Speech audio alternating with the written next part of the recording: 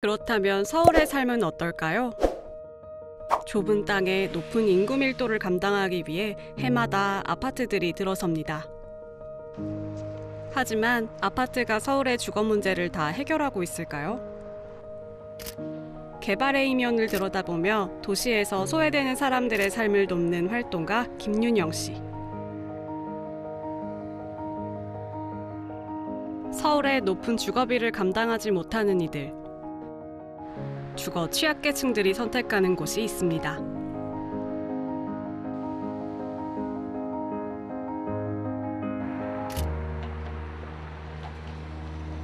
반지하 옥탑 고시원 이런 데 거주하고 계신 분들의 대부분이 서울에 이제 몰려 있는데, 그러니까 서울에서는 그런 집까지 활용해야만 살 수 있다에 더 가까운 것 같아요. 서울에 정착해야 하는 사람들, 청년들, 사회초년생들, 그리고 그 정도의 주거비를 부담할 수 있는 사람들이 사실 감당하게 되는 건데, 근데 이 쳇바퀴를 계속 굴리게 방치하는 것이 맞는가? 지방에서 올라와 서울에 취업을 해 고시원에서 살고 있는 남선식 씨.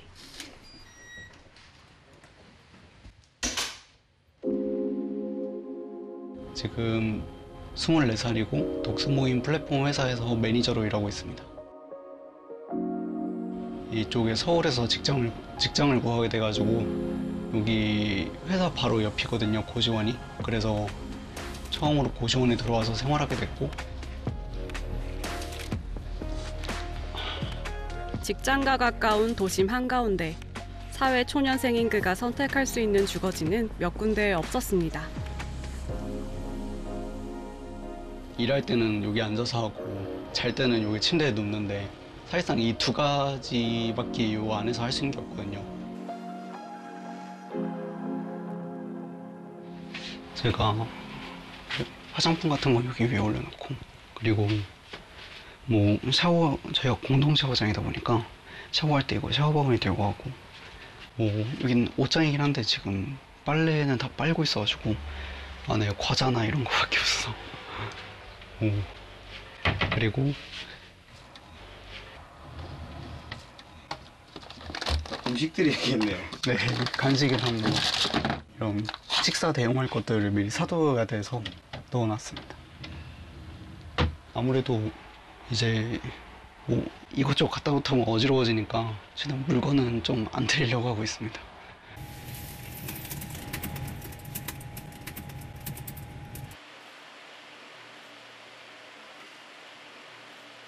제 저만의 공간이 이 고시원 방 하나다 보니까 여기 안에서만 계속 있으면 외로움이라고 해야 되죠. 그런 걸 많이 느낄 때가 많고, 사실 답답하고 그래서 밖으로 나갈 때가 엄청 많죠. 네. 갑갑할 때면 옥상에 올라오곤 합니다.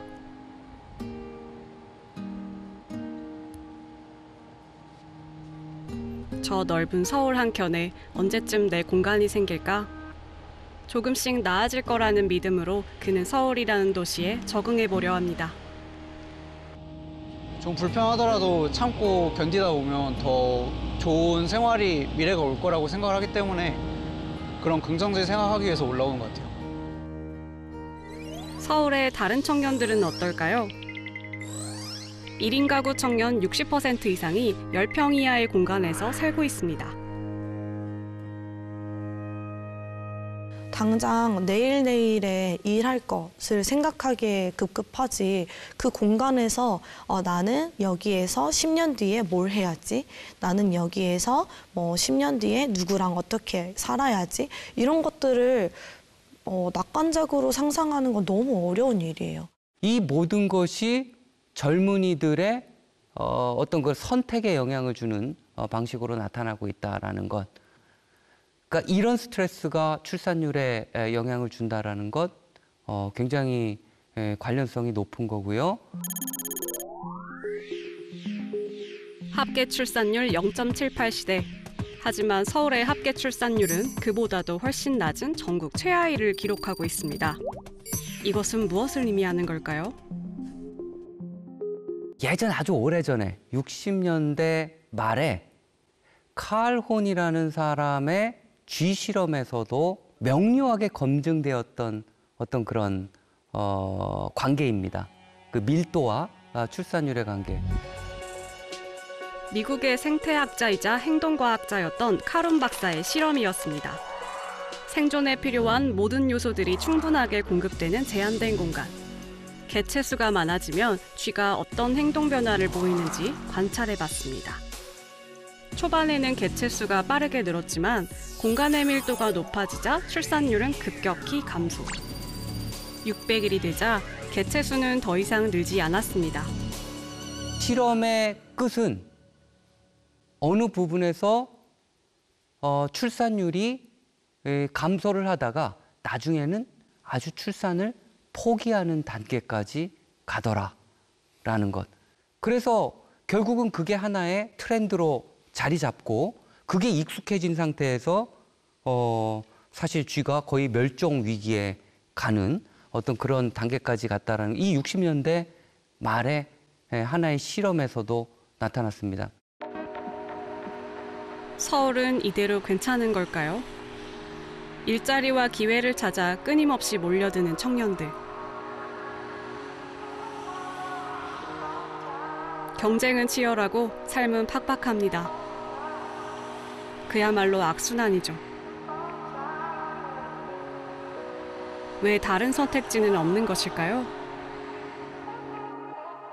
이 공간 썰림 현상이 만들어내는 그 경쟁에서 낙오된 이들이 갖는 고통, 이런 것들을 해결하기 위해서 이 서울 중심적 사고가 누그러져야 된다라는 생각이 들고요. 부동산, 교통, 복지 이런 부분들에서 아무리 확충을 해봐야 밑 빠진 독에 물 붓기죠. 결국은 지방에서도 희망이 있어야 지방에서의 삶의 질이 높아져야 또 거기서도 청년들이 기회를 찾을 수 있어야 사실은 수도권의 문제도 같이 해결되는 것이거든요.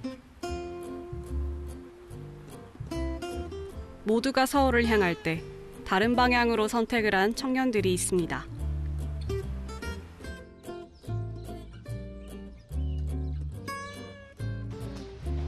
서울에서 남해로 내려온 성민 씨. 2017년 11월에 제가 처음 남해로 왔었고요. 그때 왔던 기억이 너무 좋았어서 이후에 뭐 월에 한두 번씩은 계속 남해 왔다 갔다 하고 뭐 시기가 잘 맞았나? 그때 퇴사를 했던 시기가 딱 돼서 그러면 뭐 월세집 하나 구하고 내려가도 되겠다. 제가 먼저 이주를 하게 됐었습니다. 시작은 그랬던 것 같아요. 상황이 일어나는 거죠. 어린 나라를 지키자고 지금 얘기하는 거잖아. 아니야. 성민 씨는 혼자가 아니라 친구들과 함께 남해로 내려왔습니다. 대부분이 서울 토박이인 친구들.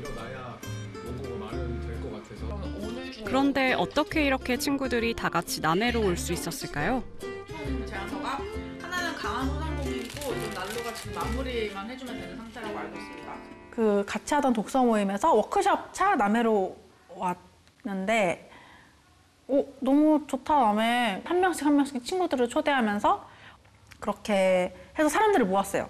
왜 서울에서 삶을 정리했냐가 더 적합한 질문인 것 같긴 하거든요. 근데 어떤 직장을 가지고 좀 어떤 월급을 받고 한 10년 정도 꾸준히 해봤는데 근데 이렇게 그냥 내 삶이 이제 라이프 스타일이 이대로 고정하고 끝나도 괜찮은 걸까? 이런 고민은 스스로 했었거든요. 시작은 한 달 살아보기였습니다. 그런데 남해에서의 한 달은 서울에서의 삶과는 전혀 다른 경험이었습니다. 뭔가 새로운 것들을 해볼 수 있겠다는 의욕이 생긴 친구들. 의기투합해 함께 남해로 내려왔습니다. 올해로 6년 차. 성민 씨와 친구들은 남해에서 다양한 일을 합니다. 직접 디자인한 물건을 팔고 식당도 다 같이 운영합니다. 주 메뉴는 비건 카레. 서울에선 도전하기 쉽지 않았던 것들이 이곳에선 가능했습니다.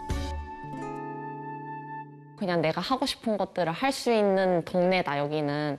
그리고 친구들이랑 계속 뭔가를 하게 돼요. 막 저는 그림을 그리지만 누군가는 음악을 하고 뭐 누군가는 뭐 요리를 하고 누군가는 글을 쓰고 뭐 이런 것들이 그게 남매였기 때문에 기회가 저희한테 있었다고 생각도 해요. 문화 인프라가 부족하다고요? 그래서 지역에서 할 수 있는 문화 행사나 축제도 직접 기획해서 만들었습니다. 지역에서의 기회는 나의 뭔가 의지나 나의 디자인과 나의 계획을 실현해 볼 수 있는 기회, 그다음에 누군가를 뭐 이런 생각을 같이 하는 친구들을 만날 수 있는 기회인데 도시에서는 그게 잘 안 보이죠. 너무 많은 사람들이 부대끼고 살기 때문에. 그뿐만이 아닙니다. 먼 길을 달려가는 성민 씨와 친구들. 누군가를 만나러 가는 길입니다. 남해에는 성민 씨와 친구들 외에도 귀촌한 청년들이 꽤 있습니다. 여기서 말하는 삶의 끝과 체류하는 사람, 종착에서의 삶의 끝과 어떤 체류하는 사람의 삶의 청년들이 남해를 선택한 이유는 뭘까? 남해에서 그들의 삶은 어떻게 달라졌는가? 깊이 있는 질문들이 오고 가는데요. 성민 씨와 친구들은 잡지도 만들고 있습니다. 제목은 우리가 소멸하는 방법이라는 잡지고요. 남해로 초기에 내려오고 난 다음에 지방 소멸 이슈를 저희가 접하고 나서 이런저런 얘기를 많이 했던 것 같아요. 그러다 보니까 자연스럽게 이 이슈에 대한 어떤 컨텐츠를 만들고 싶다라는 이야기로 전개가 됐고,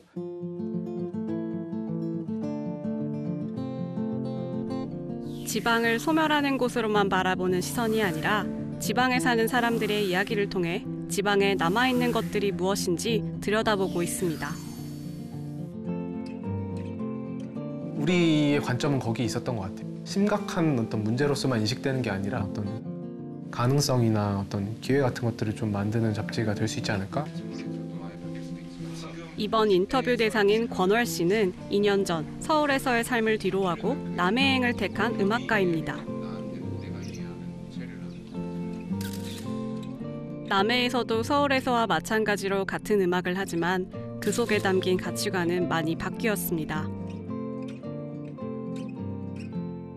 나의 성과, 나의 이름을 더 알리는 것이 가장 큰 가치관이었는데, 근데 이렇게 우연히 한 달 살게 되면서 지금 2년 차 되고 있는데 이제 그런 우선순위가 바뀐 것 같아요. 남해도 해마다 인구가 줄어 현재 소멸 고위험 지역으로 불리고 있습니다.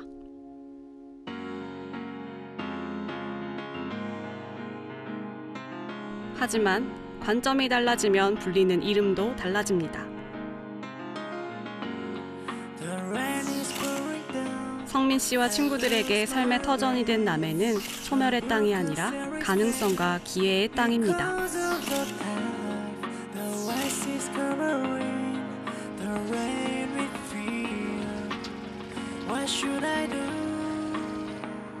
청년들의 일상도 많이 달라졌습니다. 복잡하고 붐비는 도시에서 늘 쳇바퀴 돌듯 사는 삶에선 여유란 손에 잡히지 않는 먼 이야기였죠. 하지만 이곳에선 천천히 제 속도대로 가도 충분히 닿을 수 있는 거리에 여유가 있습니다.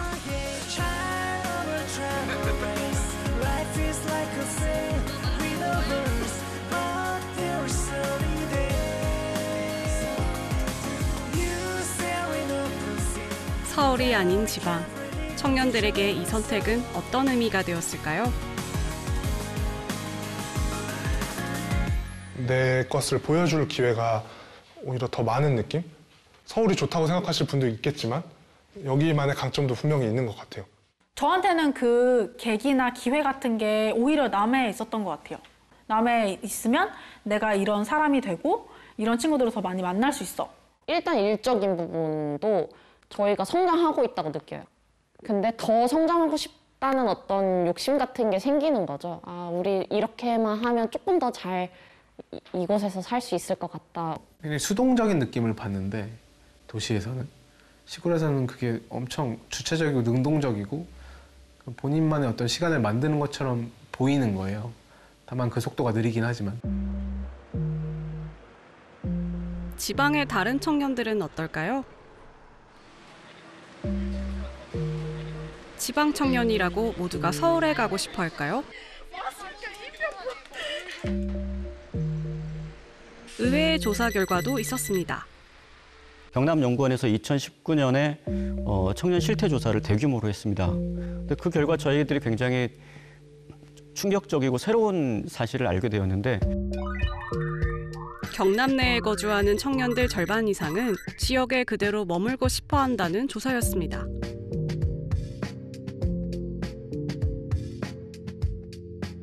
이것은 무엇을 의미하는 걸까요? 그다음에 뭐 지역의 청년들 지방 청년들의 이야기를 좀 더 듣기 위해 한 대학을 찾았습니다. 뭐 하는 거고 많이 답하는 거긴 한데 지방이 청년들을 붙잡아두기 위해서는 무엇이 필요할까요? 저는 솔직히 문화생활에 있어서는 서울이 많다고 생각을 하거든요. 문화생활은 뭐 어떤 거야? 막 갤러리전이나 아니면 놀이공원. 만약에 기회가 된다면 서울 살고 청년들이 지방에 남고 싶어하는 이유 속에 그 힌트가 있지 않을까요? 부동산에 있어서도 부동산가가 낮아서 생활비에서 드는 비중이 적다. 그게 가장 큰 것 같고요.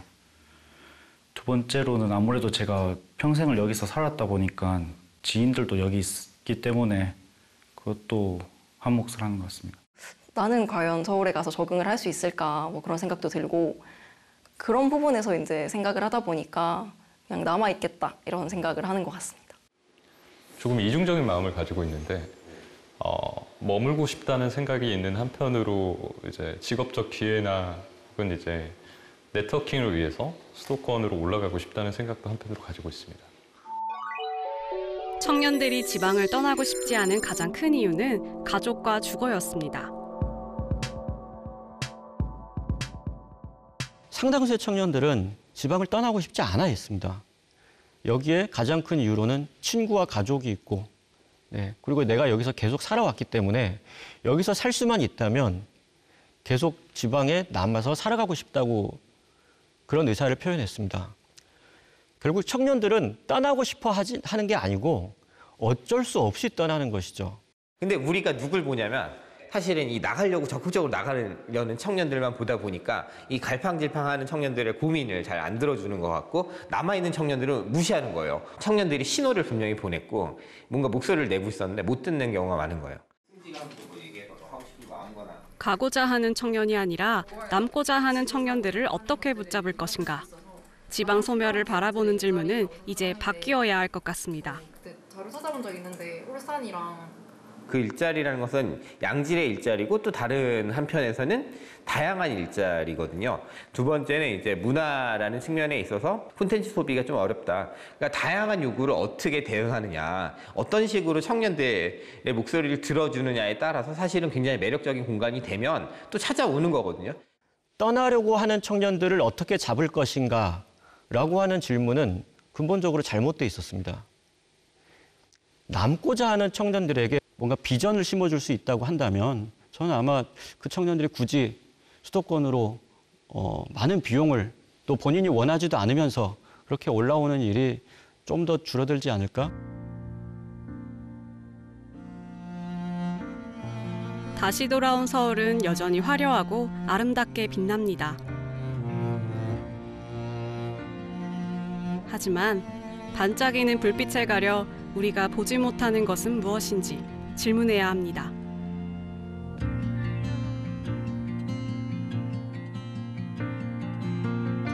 지방의 청년들이 수도권으로 몰려들어오는 상황에서 서울도 지속 가능한가? 이런 근본적인 질문을 지금 바로 던지지 않으면 안 된다고 생각합니다.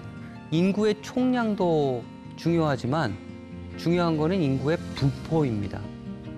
그 남아있는 인구가 어떤 분포를 가지고 살고 있는가. 서울 중심적 사고를 탈피해야 출산율도 지금의 상태에서 벗어날 수 있지 않을까 생각을 하고 있습니다.